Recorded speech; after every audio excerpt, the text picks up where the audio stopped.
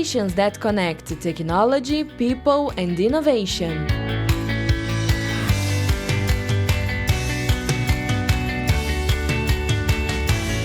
Bem-vindos todos ao NT Talks. Hoje a gente recebe a Natasha Starling. Meu nome é Mayra Pérez, eu sou gestora de contas e operações aqui na NT Consult. E a Natasha é uma líder que é referência em transformação digital no setor financeiro. Ela chegou com protagonismo em projetos de automação, dados e produtos digitais e se consolidou como uma voz de destaque em inovação, excelência operacional e liderança feminina em tecnologia. Além disso, ela também traz uma história com marcas de voluntariado e o desejo constante de gerar impacto real, tanto para clientes quanto para organizações em que ela atua. Natasha, muito obrigada por estar aqui com a gente e seja muito bem-vinda ao NT Talks de novo. Bom, obrigada, Mayra, e ao NT Talks. Dei uma olhadinha na sua história também, Mayra, e achei trajetórias bem interessantes e bem legais.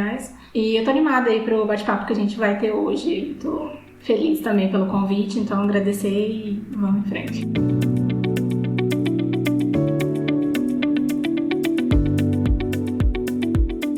Vamos falar então sobre os teus primeiros contatos com tecnologia, tá? Conta um pouquinho pra gente como que foi o teu primeiro contato e como que surgiu o teu interesse por tecnologia, que não é uma coisa tão óbvia na trajetória profissional de mulheres, né? É engraçado, né? Porque o meu interesse por tecnologia, ele foi quase que orgânico, assim.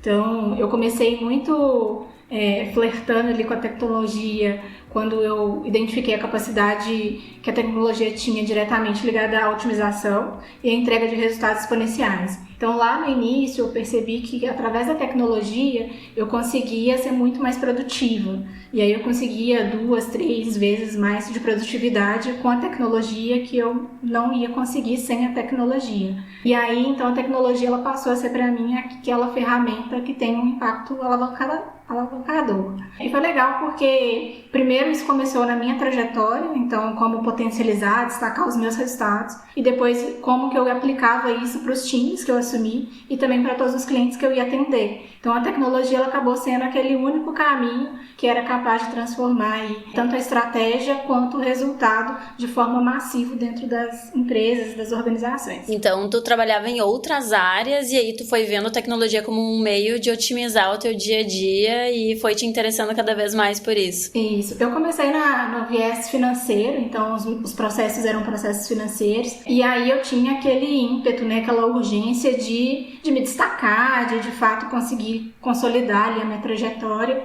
E aí eu percebi que quando eu ia refinando os processos, que a tecnologia ia me dando um destaque ali, um lugar que eu sempre ficava à frente. Então eu falei, é por aqui que eu quero caminhar. E aí foi se construindo e dando tudo certo. A gente conhecendo um pouco, da tua história, do teu currículo, a gente consegue ver que tu sempre teve esse perfil de ir atrás, construir a tua própria história. Tu tem algumas influências que tu consegue lembrar, assim, pessoas que tu pensou, não, eu quero me tornar essa pessoa, eu quero ser como essa pessoa. Quem que te inspirou a ser essa pessoa que corre atrás, e que quer sempre entregar o melhor e que quer otimizar as tuas entregas? Lá naquele início, eu tinha uma urgência muito grande essa de executar e de experimentar. Então acabava que eu quase que não olhava para fora. Eu era muito focada ali em o que eu podia fazer de melhor, como que eu conseguia melhorar aquilo. E aí eu fiquei assim utilizando das situações, dos contextos que eu tinha no meio acadêmico e no meio profissional para ir me reformulando e me consolidando ali passo a passo. Acaba que hoje, assim, de lá pra cá, a gente vai aprendendo, vai aprofundando um pouquinho em algumas trajetórias de sucesso, alguns perfis específicos, que acabam fazendo com que eu tenha acesso a algumas experiências que eu ainda não vivi. Então acabou que eu comecei construindo a minha carreira muito nas experiências que eu tinha acesso, ou então nas situações, nos contextos, e sempre tentando melhorar,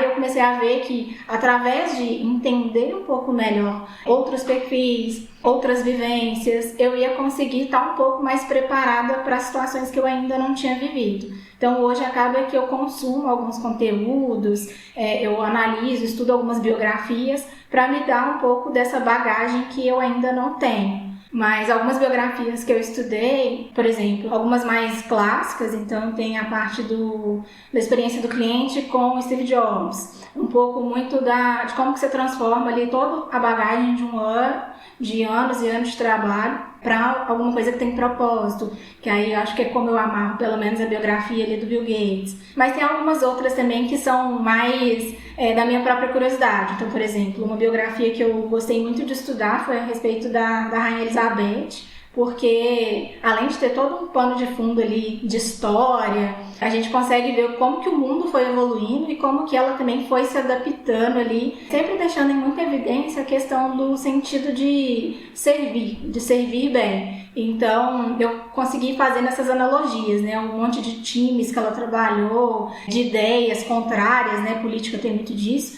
Então, como que ela foi se adaptando, acho que foi uma biografia mais fora do comum, assim, mas que é uma história que eu gostei de acompanhar, de debruçar e de estudar. E aí outras temáticas eu vou seguindo. Então hoje as minhas influências elas vão por temáticas, assim, e eu tento fazer o que eu não fazia lá atrás, que era só experimentar, executar. Hoje eu tento estar um pouco mais preparada, usando as influências para me capacitar. Que legal que tu trouxe essa referência da Rainha Elizabeth, ela também é uma grande referência para mim, já li também a biografia dela, gosto muito, e me chama bastante atenção que tu traz a questão da liderança como alguém que exerce o servir hoje em dia em função de liderança, né? Nos teus cargos de liderança, tu sente que entender a liderança como um lugar de servir faz a diferença na forma como tu conduz os teus projetos? Sim, eu acho que um grande diferencial hoje, até falando de equipe de alta performance, é a questão de conseguir construir uma confiança. E eu acho que você só consegue construir a confiança quando tem esse sentido de serviço entre o líder e entre a equipe. Então, aquela liderança servidora, ela acaba conseguindo criar mais esses laços e fazer com que as equipes ali estejam engajadas, principalmente nos ambientes de incerteza, que é os mais complexos ali, é quando de fato a gente vai entender se aquela equipe consegue chegar numa alta performance ou não. Então eu vejo que esse estilo de liderança servidora, ela de fato te coloca num outro lugar que talvez os outros modelos também cheguem, mas no meu ponto de vista ela chega um pouco mais devagar. E hoje, com tudo muito rápido, acaba sendo um diferencial competitivo. No fim do dia, liderar acaba sendo um lugar de ajudar as pessoas a se desenvolverem e entregarem o melhor de si para que o projeto dê certo, né? Então, me identifico bastante com isso também.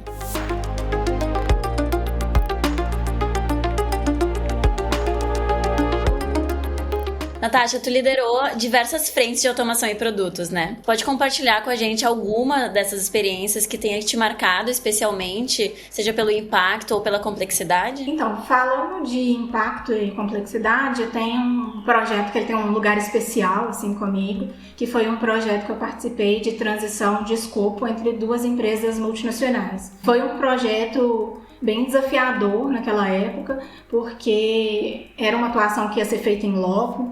Eu ia precisar também redesenhar e mapear alguns processos financeiros que eu não tinha conhecimento na época. Então, era tudo muito novo. Hoje, olhando, né, eu vejo que foi um exercício de consultoria estratégica, que eu precisei também de muitos pilares ali de change management sob pressão, porque era um processo ali que envolvia muitas facetas. Então, eu tinha, né, um prazo super curto, que era em torno de alguns meses. Eu ia precisar entender os processos, os sistemas, que muitos deles também eu não conhecia. Como que isso se relacionava, então, como que integrava os sistemas, como que integrava as equipes, como que os processos funcionavam. Isso tudo sendo capaz de certa forma, capacitar as novas equipes que iam assumir aqueles escopos. Então, eu tive ali que fazer um trabalho junto das equipes que eu trabalhei, né, tanto as que eu estava absorvendo o processo quanto as que eu estava repassando, de muita resiliência. E eu acho que esse foi meu grande diferencial, assim, eu consegui utilizar muito da mentalidade antifrágil.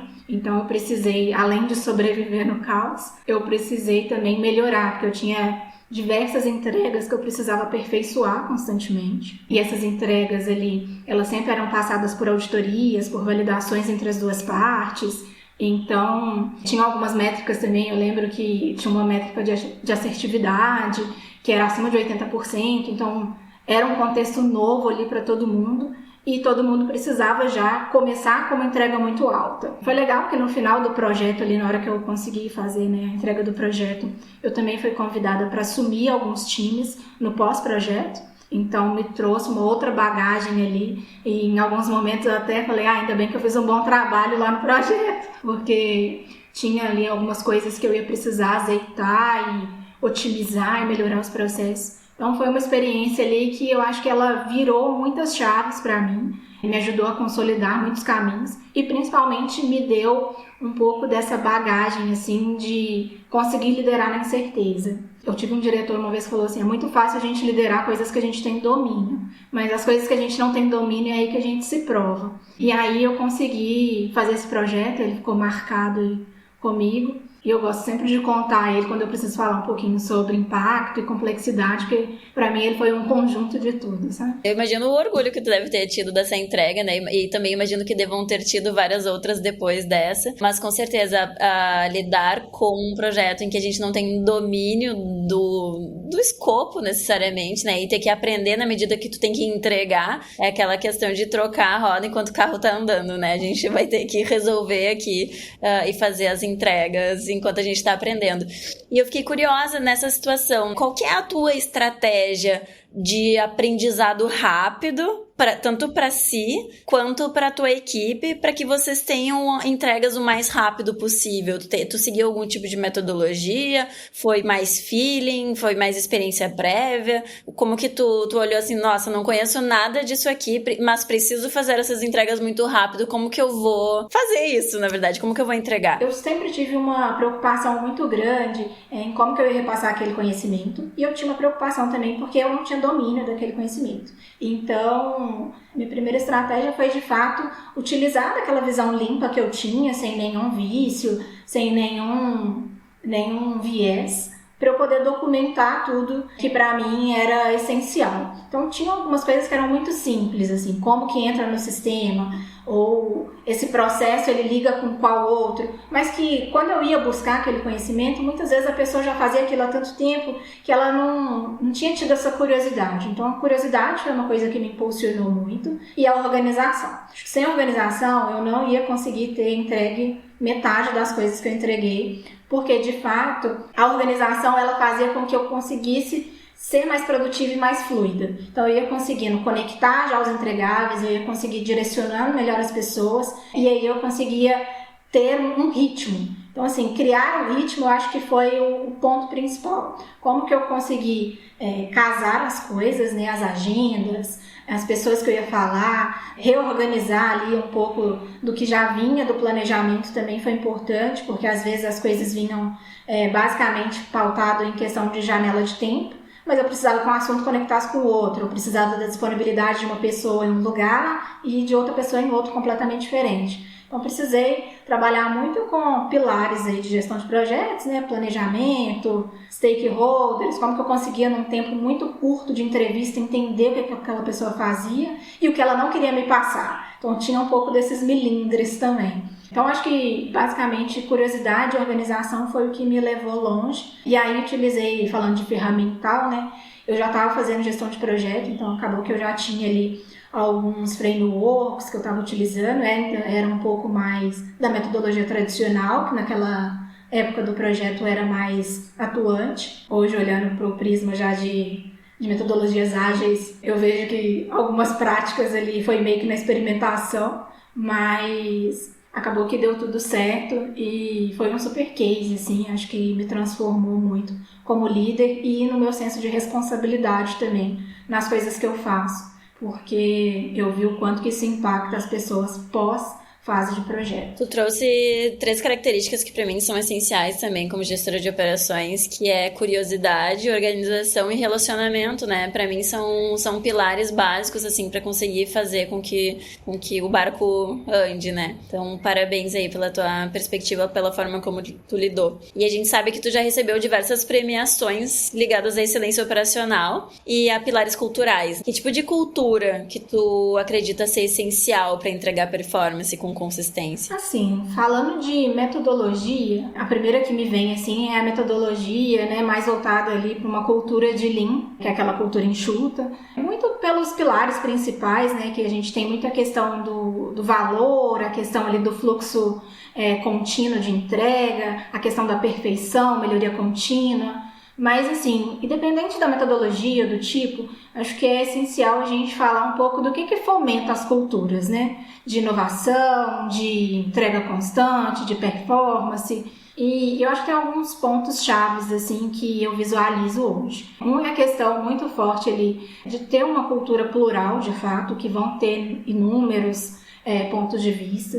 A questão do protagonismo, e aí não só do protagonismo de fazer, mas também de se autodesafiar e de evoluir. Então, não de fazer, mas fazer cada vez com um pouquinho melhor, um pouquinho mais de zelo, mais de qualidade. E acaba que tudo volta um pouco também do quanto que você consegue navegar ali pelo ambiente volátil, né? Porque a inovação respira ambiente volátil, então você precisa que a cultura ela também esteja flexível o suficiente para isso. E aí eu acho que a cultura ali de performance, de excelência operacional, ela vai além da questão disruptiva, de fazer algo que ninguém tinha pensado, ou de tomar um caminho completamente diferente. Eu vejo que ele vai muito para a questão de fazer o simples bem feito e tornar isso que seja possível repetir inúmeras vezes. E às vezes, assim, o simples bem feito, a gente não para pensar o quanto que é importante a gente ter camadas e camadas de conhecimento para tornar isso possível.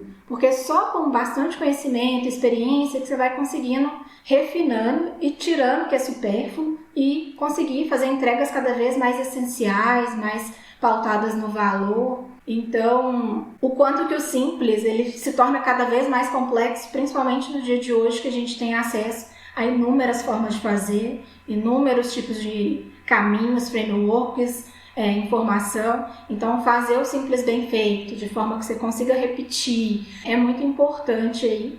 E, no final, acho que é isso, assim, a gente conseguir ter um ambiente que impulsiona isso, ter um líder que consegue, apesar do desconforto, passar segurança para o time, poder fazer algo diferente. E aí, no resumo, aquela equipe que está segura em fazer o novo é uma equipe que vai querer entregar constantemente. Isso fala muito sobre inovação, né? E o setor financeiro, nós na NT Consult, a gente trabalha bastante com o setor financeiro, né? Temos diversos clientes da área e a gente sabe que inovação e compliance caminham lado a lado. Então, tem que equilibrar essa necessidade de inovar com a exigência regulatória. E é uma mentalidade que tu tem que estar o tempo inteiro balizando, né? Como que tu lidava com isso no teu trabalho? Como tu lida com isso no teu trabalho?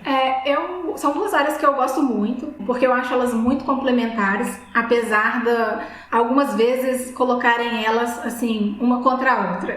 E aí, o que eu mais gosto assim, nessas áreas, né? Primeiro, tem aquela frase clássica do Ford, que é: a qualidade é aquilo que você faz quando ninguém está olhando. Isso é uma coisa que eu realmente acredito e que eu aplico e eu dissemino muito para os meus times. A gente tem que fazer o certo porque ele é certo, e não porque a gente vai ser auditado, porque eu vou precisar gerar algum input. Então, acho que parte daí. E aí, como que a gente casa esses universos? Como que, para mim, hoje eles são muito juntos? Primeiro porque a parte regulatória, de compliance, é aquela parte que ajuda a organizar, estruturar, dar robustez e tornar aquilo escalável. Sem a parte de compliance, a gente acaba tendo estruturas muito frágeis. Então, o compliance e os regulatórios, hoje, para mim, eles são uma forma de dar longevidade para a inovação. E a inovação é aquilo que vai impulsionar as empresas para frente. Então, como que eu impulsiono uma empresa para frente sem ter minimamente aquilo organizado? É uma coisa que não se sustenta. Então, por isso, para mim, compliance e também toda essa parte de inovação, elas precisam caminhar juntas. Porque só assim o negócio consegue continuar inovando e continuar indo para frente. Porque senão acaba sendo tiros muito curtos e, se for só regulatório também, acaba ficando uma empresa muito obsoleta, muito estagnada. Então é importante com que um retroalimente o outro e que as empresas consigam ver e aplicar isso cada vez mais como parceiros, né, e não como antagonistas. Perfeito, uma visão bem sóbria de que a inovação ela precisa de um lado estruturante para que ela tenha longevidade. Gostei bastante dessa perspectiva. E tu teria alguma dica de método, framework? Tu falou bastante de fazer o básico, né? Existem várias metodologias, frameworks, muita coisa no mercado aí que a gente pode pegar, adaptar e usar. Acredito também que às vezes as pessoas se perdem tentando seguir uma metodologia muito complexa que não necessariamente cabe dentro da própria cultura, né, da empresa. Mas tu tem alguma específica que tu goste e que tu tenha utilizado para inspirar líderes que enfrentam esse desafio de equilibrar compliance com inovação? Assim, eu eu diria um pouco uma parte mais teórica e uma parte mais prática. Assim. Falando do teórico, eu acho que a primeira coisa ela vai ali para além do framework, que é a parte, voltando um pouco à parte cultura. Então a gente precisa começar a desmistificar essa questão de que compliance é burocracia, e isso principalmente nas camadas de liderança. Acho que hoje no tático todo mundo já tem um pouco disso, e acaba sendo muito discutido que a liderança precisa ajudar, tornar um mindset mais open, mas os líderes ainda têm um pouco desses vieses. Então é muito importante trabalhar essas camadas, do meu ponto de vista, de liderança, para que não seja um mal necessário. E aí, de forma prática, assim, uma coisa que eu aplico muito e que eu daria de dica é como que você consegue fazer com que no seu fluxo de valor, então cada área vai ter ali seus processos principais, né? Como que você inclui ali alguns gateways auditáveis durante o processo de valor, de forma que esses gateways eles sejam pontos ali para que os times e os stakeholders como um todo entendam que são pontos cruciais para aquele processo se manter de pé. Então acaba que o gateway ali de auditoria ou os pontos a serem auditados, eles passaram a ser muito mais pontos fundamentais do processo, pontos que sem aquilo o processo ele não estaria entregando tudo que ele pode de valor. Quando a gente faz isso, é muito mais fluido de você participar de uma auditoria, é muito mais fluido de você preparar o time para conduzir as auditorias e não tem um pouco daquele receio de será que eu vou ter a evidência X? Será que se nesse período do mês eu posso sofrer uma auditoria? Não tem isso, porque os pontos auditáveis, eles são parte do seu processo. E eu acho que, assim, uma coisa que quebra muito é quando a pessoa faz uma etapa do processo porque ela é para auditoria. A pessoa já vai sem motivação, a pessoa vai com medo algumas vezes, e aí não fica aquela coisa natural, fluida. Muitas vezes o processo acaba, de fato, burocratizando ou atrapalhando o processo principal. Então, a minha dica, uma coisa que eu aplico muito é como que eu consigo tornar aquele ponto auditável parte fundamental do meu processo, onde às vezes a pessoa consegue colocar aquilo ali na mesma moeda para defender para os clientes, para defender internamente, para algumas vezes ser benchmarking com outras equipes. E a gente fazia muito isso em algumas equipes que eu tinha, outras a gente já usava alguns frameworks mais de mercado, né? Tem questão ali de matriz GUT, FEMEA, mas eu acho que mais do que usar uma ou outra de acordo com a cultura, é se tornar de fato a parte de compliance cultural dentro da inovação. Isso para mim assim, faz toda a diferença.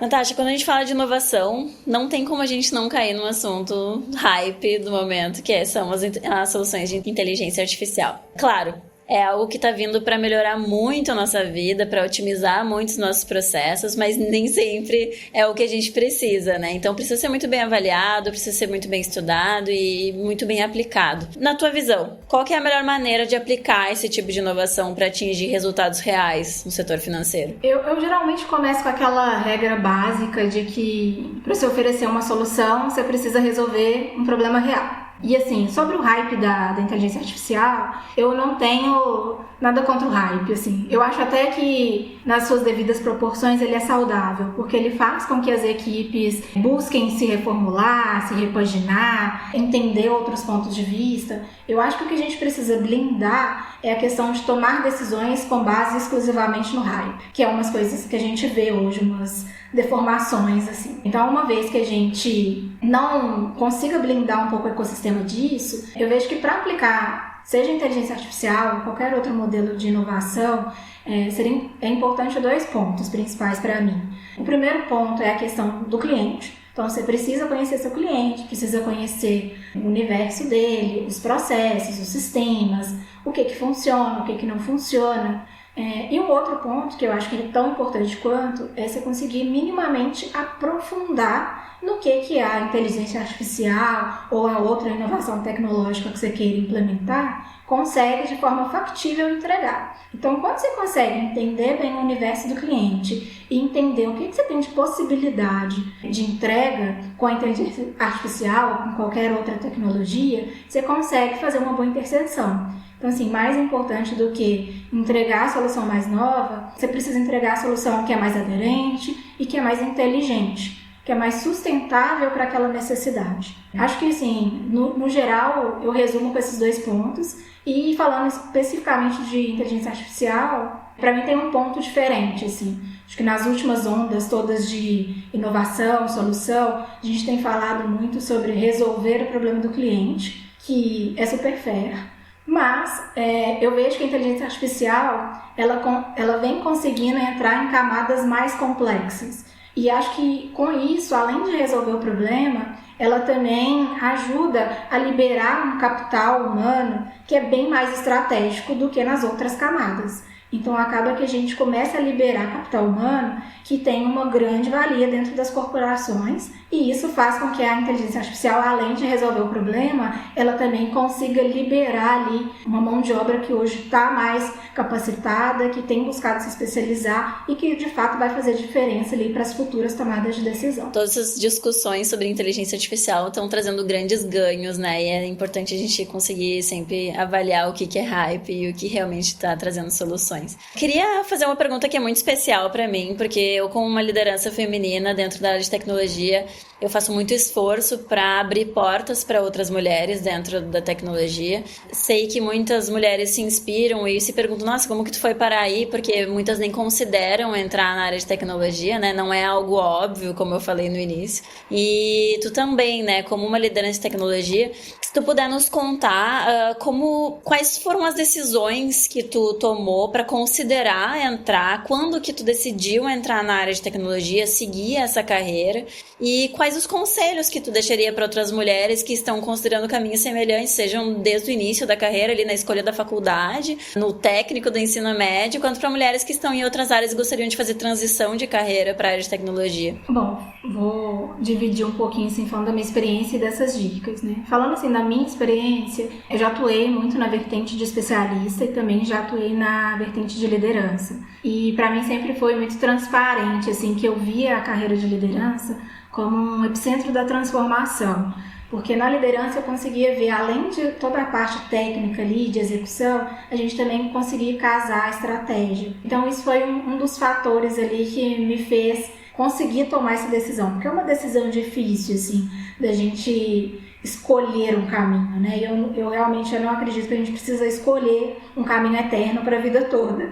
Mas é sempre esse um dos fatores que me faz permanecer nesse caminho de liderança. E aí, assim, acho que dentro desse caminho de liderança, eu tem uma decisão que me marca mais, assim, que foi a questão de como que eu ia conseguir medir se eu era uma boa líder. Então, isso foi um ponto que para mim foi crucial. Eu que vinha, né, de uma linha de especialista, então tinha as métricas, tinha o volume das entregas. E aí, quando eu mudei de cadeira, eu falei, gente, é agora. E aí, precisei de um trabalho de autoconhecimento, precisei de trocar com os meus pares, com os meus gestores, para eu conseguir, de fato, entender quais iam ser os meus indicadores de sucesso e de fracasso. Como líder, como pessoa que fomenta o resultado, que participa do resultado e que influencia o resultado da companhia, da equipe, das pessoas. Então, ter essa tangibilização de uma coisa que muitas vezes é muito tácita foi um dos pontos principais para mim. E aí, falando de dicas assim que eu daria e que eu dou muito principalmente para as mulheres que trabalham comigo, né? E essa para mim a primeira que eu vou falar que é a mais clássica, que é como que a gente consegue tirar conhecimento do que a gente vivencia. Eu já mentorei várias mulheres, e aí dentro dessas mulheres elas falam assim, Natasha, não tô conseguindo entregar tudo porque eu tô precisando participar de muita reunião, ou então eu tô precisando ficar muito tempo ali ajudando a pessoa que tá comigo, será que eu deixei de ser produtivo? E aí eu falei, vamos aprender, né? Eu acho que nós mulheres temos um pouco dessa dificuldade algumas vezes, de como que a gente consegue, das experiências que a gente passa, tornar aquilo como resultado tangível. Então, parar um pouco, dar uma analisada nos últimos acontecimentos da semana, do mês, situações que se repetem, que muitas vezes você vai no automático porque um projeto deu certo ou porque num outro processo deu sucesso, mas como que você consegue usar das experiências do dia a dia para você criar ali de fato um portfólio seu, você conseguir evoluir à medida do aprendizado, porque é muito cômodo a gente ficar ali sempre falando, tô sendo tomada pelo furacão, pelos problemas, não tô conseguindo olhar muito para fora. Então aproveita que você está dentro do problema e pega ali os aprendizados para você poder, nas próximas situações, semelhantes ou não, usar aquilo de bagagem.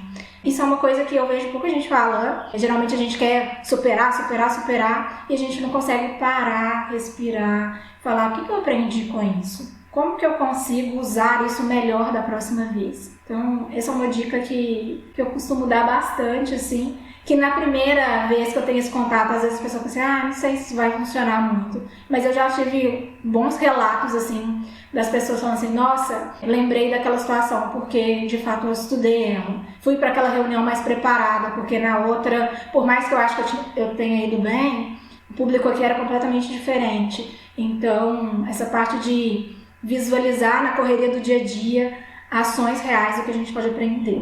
E aí, assim, né, falando agora para todos os níveis, a questão do conhecimento. Então, de estudar, de analisar, de como que a gente se aperfeiçoa. E a área de tecnologia é uma área que você vai precisar estudar todo dia. Todo dia você vai estar atrasado. Então, você precisa encontrar um formato. Algumas pessoas gostam de cursos mais formais, outras pessoas gostam de aprender de forma mais prática, outras pessoas gostam de casar os dois mundos, mas como que você nunca para de aprender? E aí, muitas vezes, não é só para você ser melhor e concorrer com um coleguinha, mas porque, através do estudo, a gente fica muito mais aberto a ouvir com mais atenção outros pontos de vista, a ajudar a impulsionar as pessoas com outras metodologias. Então, a gente precisa hoje, né, dentro dessa infinidade de assuntos, continuar sempre estudando, se reformulando ali e se reciclando. Então, assim, acho que aqui falando um pouquinho, né, de prática e teoria, falando de gestão em específico, que é onde eu estou mais inserida atualmente. Uma dica que eu dou é você conseguir, da mesma forma que a gente trabalha para o autoconhecimento, você ter fundamentar o seu modelo de gestão. Qual que é a forma que você prospera mais? Como que é o seu modelo de gestão? Suas formas de influenciar, de impactar? Porque através desse conhecimento do seu modelo de gestão, você vai conseguir incrementar e ajudar muito mais os outros ecossistemas que você vai participar dentro da empresa. Então, se eu tenho uma gestão que é mais por serviço, quais vão ser as pautas em que eu vou conseguir levar isso e evidenciar isso mais? Se eu tenho uma liderança que é mais processual, que tipo de iniciativas ali que eu vou conseguir influenciar e impactar mais? Então, ter esse conhecimento do seu modelo de liderança, ele vai fazer com que você consiga sempre estar bem inserida, mesmo em contextos que às vezes não é muito casado com o seu estilo de gerir. Então, para a liderança, eu vou mais nesse viés.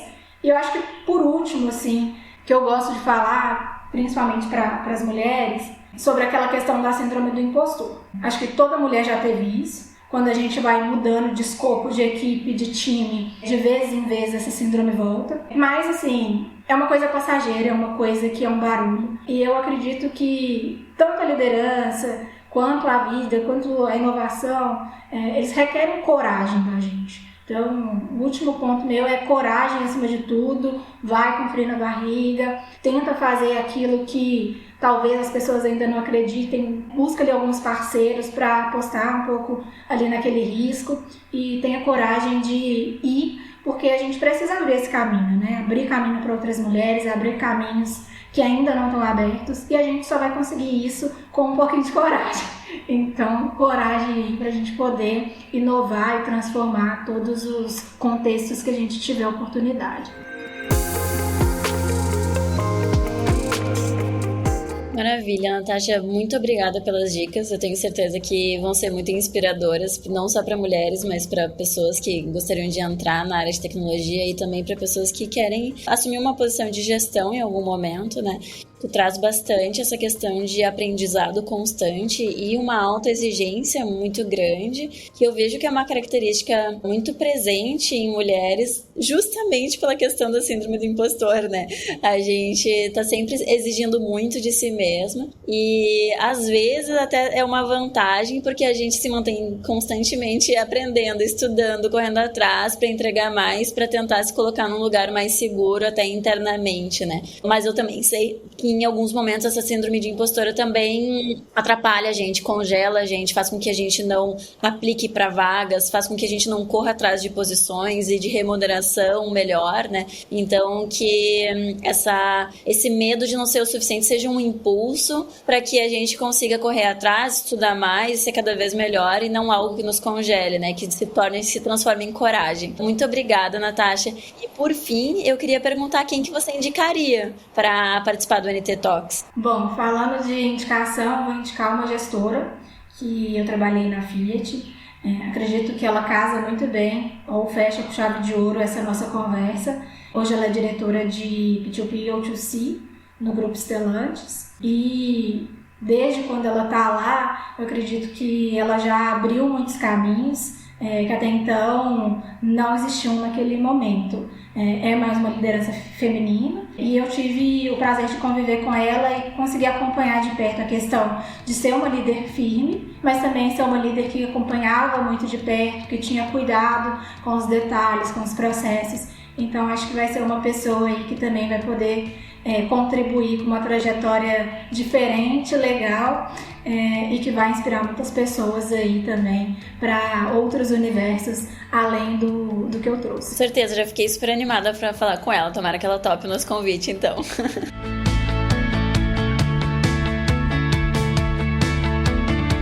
Natasha, foi uma honra muito grande te receber aqui no NT Talks. A tua história mostra como é possível combinar tecnologia, excelência operacional e propósito para transformar as empresas e as vidas dentro dessas empresas, né? Eu tenho certeza que os nossos ouvintes vão sair desse episódio muito inspirados, com muitos aprendizados práticos. Então, te agradeço muito por compartilhar essa experiência com a gente. Eu que agradeço. Espero que o pessoal consiga aí tirar bons insights da nossa conversa e fico à disposição aí. Obrigada a todos aí e é